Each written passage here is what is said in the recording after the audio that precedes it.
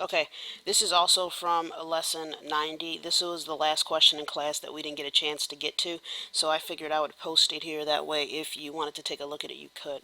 The question was a 6 over an a minus 3 plus a 4a over a 3 minus a.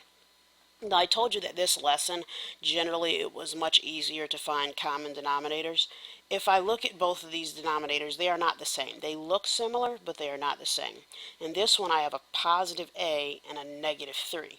In this example, I have a positive 3 and a negative a. I've got to change one of those. It really doesn't matter which one I change, but one needs to take the opposite. I need this 3 to be positive and that a to be negative. Where I need this 3 to be negative and that a to be positive.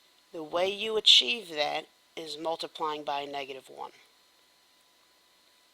And if I multiply both the top and the bottom by a negative 1, it doesn't change its value.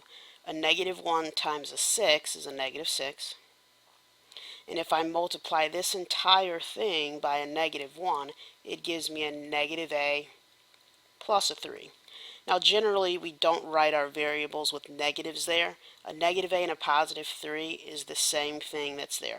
So I'm just going to rewrite it that way. Gives me a negative 6 over a 3 minus a plus a 4a over a 3 minus a.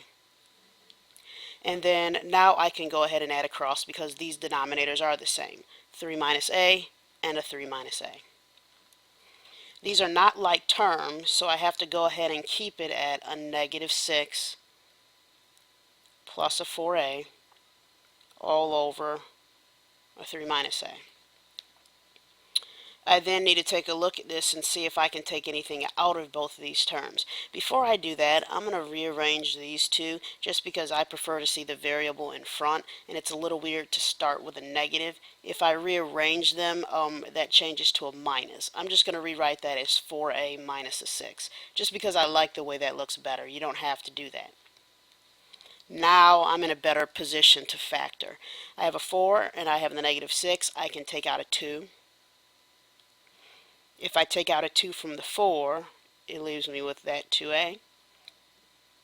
If I take out a 2 from that 6, it leaves me with a negative 3.